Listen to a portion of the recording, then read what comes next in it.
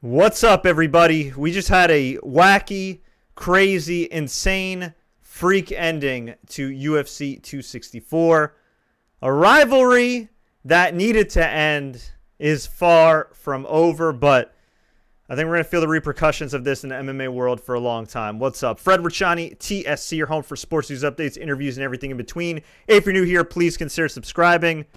Let's just get to it. Let's just get to the big news here. McGregor versus Poirier. This score was set to be settled. This was such a highly anticipated fight that my air conditioning literally broke today. So, yeah, great day for me. But anyway, so we had this fight, and I got to say, at the beginning of the fight, which is really the whole fight, I mean, it was crazy. Frantic pace. McGregor looked noticeably looser. Both guys were exchanging leg kicks.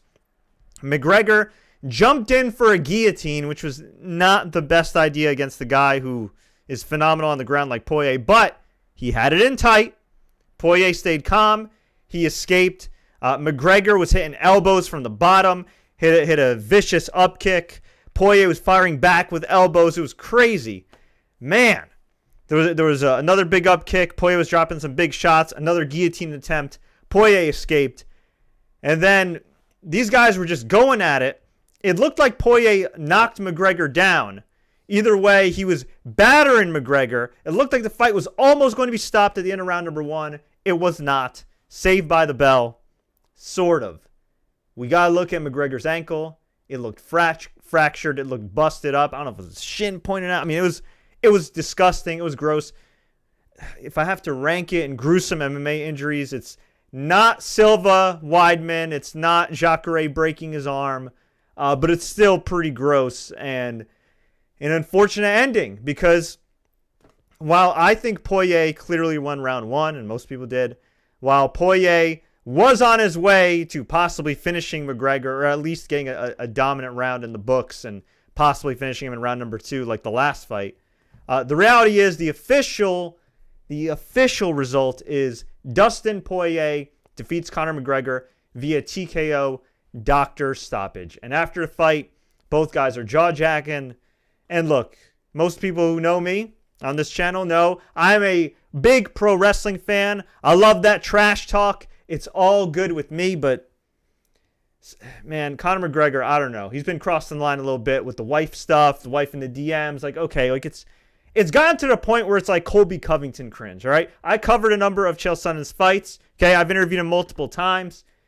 He did talk trash. He drew money, but he did it with a wink. He did it with a nod.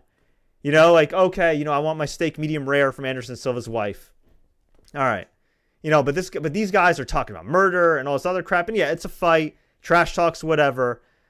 But I don't know, man. I mean, we already saw what happened the last time beef got out of hand with a McGregor fight, and that was, the Khabib fight. Even before that fight. So yeah, I don't know. It was sad. Poirier looked good for what it was. It was an unfortunate ending, especially for people like me who bought the pay-per-view, wanted to see a classic fight. It was sad in a sense that while I don't want to see anybody hurt, but it's like, here's a guy who's been the biggest star in the sport for the last 5 to 6 years. Let's just go back in time. Knocked out Aldo, 13 seconds. We're thinking this guy's going to stay on top forever. He's amazing. And yeah, while all these years later, he's still a big star. He's lost a few times here and there. He's been arrested multiple times. He's got multiple sexual assault allegations. He's got multiple sexual harassment allegations. He's got a long-ass rap sheet. And yeah, he's made some money moves with his whiskey and all that jazz outside the cage. And look, I will always respect what he's done in the cage and in business. But I don't know, man. It seemed sad going into this. He didn't look good in the second fight. He looked like he lost a step. And in this fight, again, I thought he looked pretty good at first. But Poirier was really pouring it on. He breaks his ankle. I'm not saying the guy can't come back from this. But the fact that he's still trash talking, the fact that he's still, I don't know. It didn't come off like hype. And it more just came off like sad. Like, hey, okay, I'm just going to diss this guy's wife and say she's in my DMs and all this other crap while my ankle's broken and keep myself relevant. And I don't know. I felt like the old Conor McGregor, just from a pure trash talking standpoint, no matter what you feel about him as a human being, was just a lot more I don't know, a lot more nuance, right? A lot more of a great trash talker. Now he's just going for the cheap heat, and I don't know. So as a pro wrestling fan, you can kind of see right through that crap. So as for what's next, I mean, to me, what's next has got to be Dustin Poirier finally getting a title shot. In fact, I think that the second fight should have been for the vacant title. But of course, Dana White's stubborn. He tried to wine and dine Khabib out of retirement. Khabib said, no, my father passed away. I promised my mom this one fight. I won this one fight. I'm done. So, of course, naturally, Dana White, who respects his fighters, begs and pleads Khabib, and Khabib stuck to his guns. And there was that. And, of course, Dana wouldn't do the GSP fight in time when Khabib was still active. So, there was that. Now, that being said, not taking anything away from Charles Oliveira. He's a phenomenal fighter. Great fight with Michael Chandler. But at this point, even if you want to do McGregor versus Poirier 4, and you might as well because it'll make a lot of money, I guess. I mean, the reality is McGregor's probably going to be out, 6 months at least? Maybe a year? I mean, the guy fights once a year anyway, even when he wins. So, yeah, I don't think we're going to see Conor McGregor in the cage for, I'm just going to make a wild prediction, say a year. About a year or so, especially because around this time is usually, the unofficial International Fight Week, or I don't know if it's still called International Fight Week, all the tourism and everything else, the summer in Vegas. So, that's the deal there. But yeah, either way, no matter how you feel about either guy, a very unfortunate ending. Dustin Poirier, man, he had a hell of a quote to end the night where he said, "Karma's not a bitch, she's a mirror." Whew! Damn. That was spitting some fire right there. So, hey, what can I say? That's the deal there. What can I say other than get well soon, Conor McGregor? Whether you like him or not, you don't want to see somebody go out like that. But, as for his ankle and this loss, another loss, I believe his third straight loss, or maybe I think his second straight loss. I think he's got bigger problems out of the cage. Money can only make your problems go away so much before it comes back to you. So we will see what happens. I don't know. It just felt sad. It just felt sad. It felt like one of those boxers that, not again. He's still at a high level, or looked at a high level for a brief period in that fight, but I don't know. Not good. Not good. Whew. As for the rest of the pay-per-view, it was actually pretty good. Although I gotta say, ESPN Plus, man, he gave us some technical difficulties. I log in on my phone. I can't play on my phone. I log in on my laptop. Can't play on my laptop. I go on TV. It's sort of working on TV. Then I had to restart. Then I paused. And I couldn't go back. Fix your ish, Disney, please. All right, co-main event. Gilbert Burns defeated Stephen Wonderboy Thompson via unanimous decision, 29-28 across the board. It was actually a really good fight. Thompson, I believe it a spinning wheel kick to Burns' dome and rocked him a little bit. But Burns had control on the ground. Both guys took their best shots, but Burns gets the win, stays at number 2, although I don't see him getting a title shot against Kamaru Usman anytime soon, considering he got dominated by Usman. Maybe if Usman loses sometime. My favorite fight of the night, Tai Tuivasa versus Greg Hardy. Tuivasa and Greg Hardy was man, I don't know. This was a crazy fight. Crazy fight because Tuivasa looked rocked. It was very similar, kind of not as crazy, but it was like if you ever see the Pat Barry fight from back in the day, 10 years ago actually, against Chet Congo, where he really rocks Congo. It wasn't that bad, but Tuivasa looked like he was going to be out on his feet, and then he just knocks out Greg Hardy with a vicious punch, finished him on the ground with punches, ends the fight in round number 1. Just great. Knocks out a alleged domestic abuser. Not trying to get sued here. Drinks a beer out of a shoe, the shoey. Then goes into the crowd, drinks another shoey, but somebody put hot sauce in it like a scumbag. And then he drinks another shoey to wash it down. This guy's great. I don't know what he's ranked. I don't really care. Just give this guy a title shot. He's the man. If you can make up a fake belt for Cyril Gane and Derek Lewis to fight for next month, you give this guy a title shot. Come on, man. This is great. Irene Aldana defeated Yana Kunitskaya via TKO punches in round number 1. Really physical, good fight while it lasted. In the opener, Sean O'Malley, right, lost his opponent.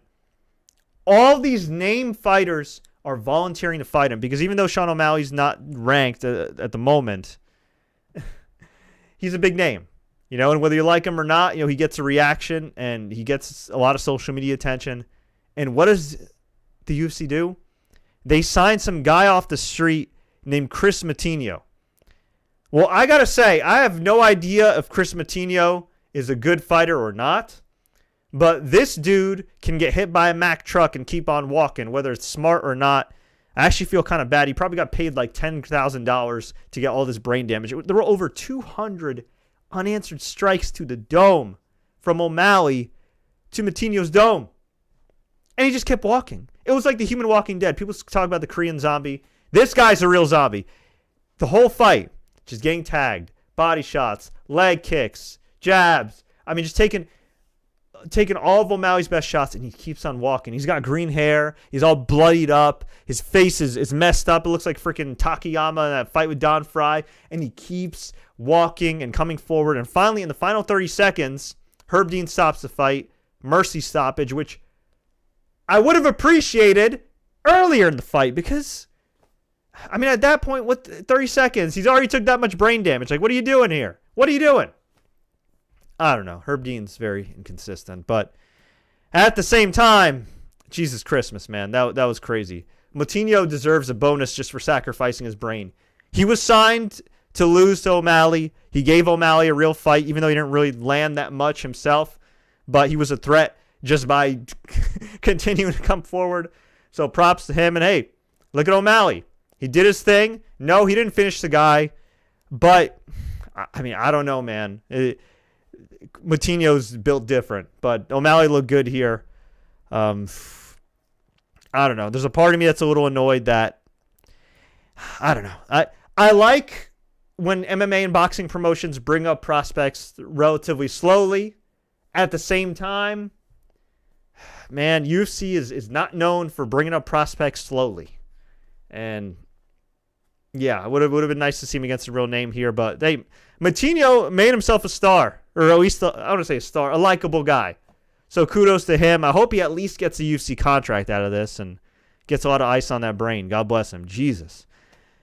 On the prelims, Max Griffin defeated Carlos Condit via unanimous decision. We had Mikael Pereira defeat Nico Price via unanimous decision. We also had Jennifer Maia defeat Jessica Eye via unanimous decision. Brad Tavares won a split decision against Akhmedov. And I missed some of the other fights, but from what I was told, it was pretty entertaining. We had a couple knockouts there. So, yeah, overall, as far as just the pay-per-view, which is the main portion I watched since I paid for that, I got to give it a thumbs in the middle just because of how the main event ended. You know what I mean? If it ended just on Conor McGregor getting finished by Poirier, that's fine. Or the other way around, that's fine. But Dr. Stoppage, yeah, it's kind of a bitter taste. As for what's next for the UFC, I mean, we got a very, very busy schedule coming up. But let's get to some of the comments here real quick. Reminds me of how Silva lost to Weidman. Yeah, I don't know if it's as bad, but yeah, that was rough. Oliveira versus Poirier is next. Says Alejandro Cruz. I agree. And yeah, how did Conor twist his ankle? How did they declare Poirier the winner because Conor twisted his ankle? I mean, that's kind of the deal. You know what I mean? The guy on the receiving end of the injury is usually the loser there, unless it was something that was like illegal. You know what I mean? And it would have been a no contest or a disqualification. But fair and square. I mean, unfortunately, crap happens in a fight, and that was the deal there. It is what it is. Let's see, Ryan Shabbat. It took me longer to find the live stream than the actual match. Brian Schwartz says McGregor is soft. Look, I don't like the guy, but I wouldn't call him soft.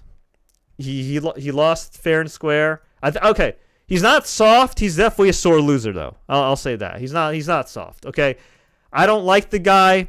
Again, he is alleged to do some horrible things, which, to the best of my knowledge, have never been resolved.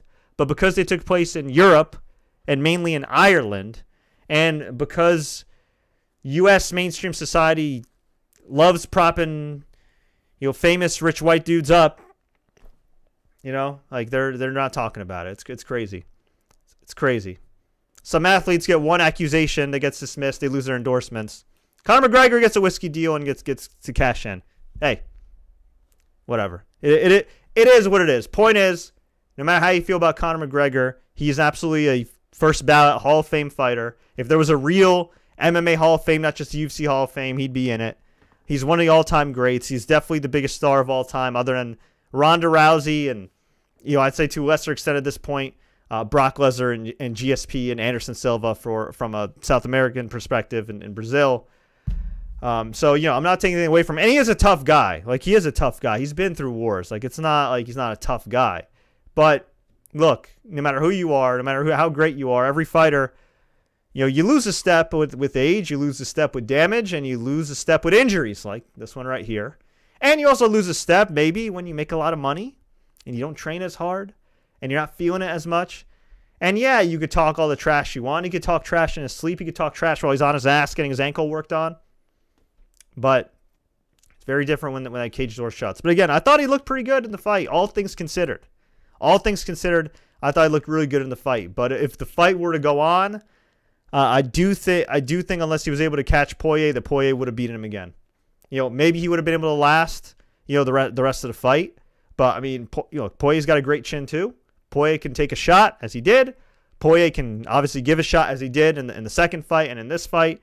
And Poirier, I believe, has been in more 5-round fights as far as fights to go to distance. I don't have the official stats in front of me, so keep that in mind. But hey, it is what it is. I'm kind of relieved to move on from the saga for now.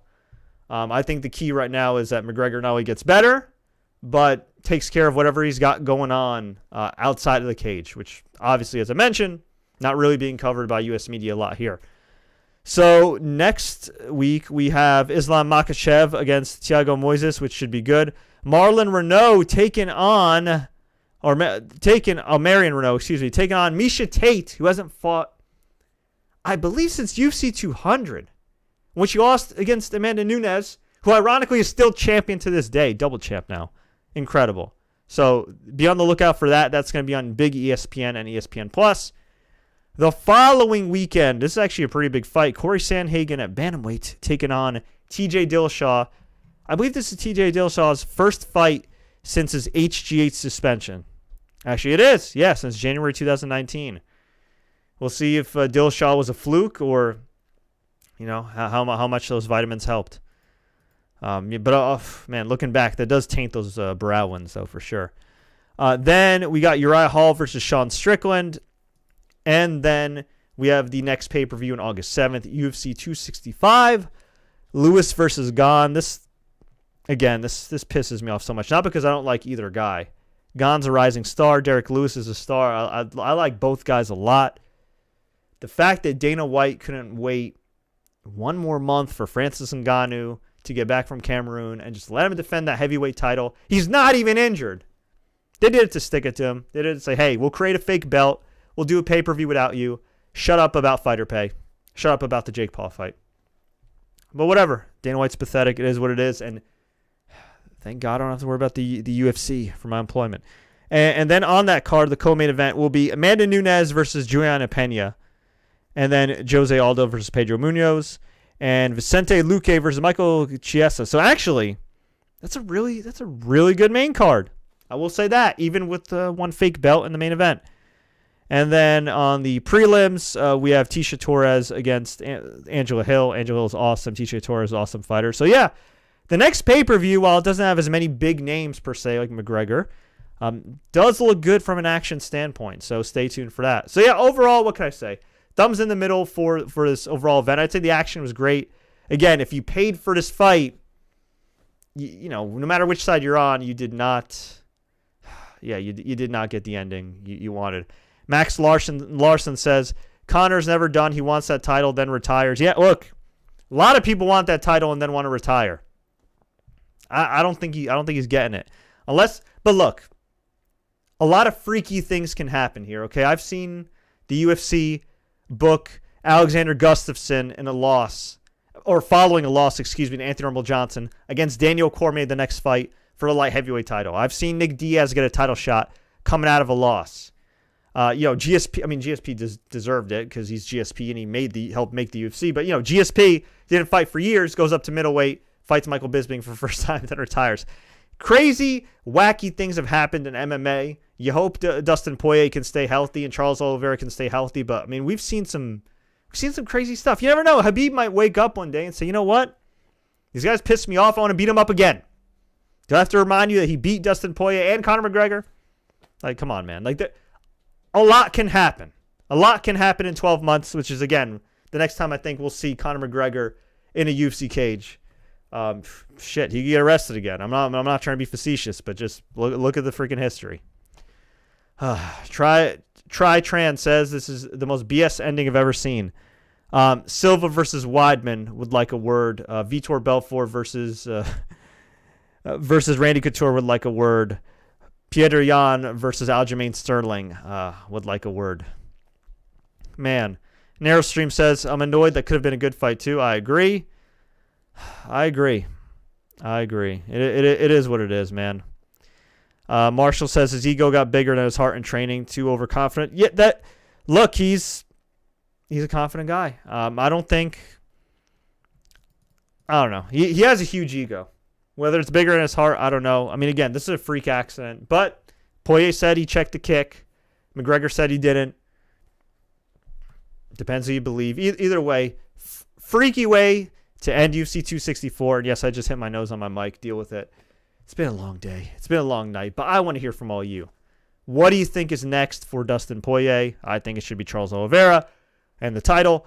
What do you think is next for Conor McGregor? Do you see him fighting anytime soon after this? Oof.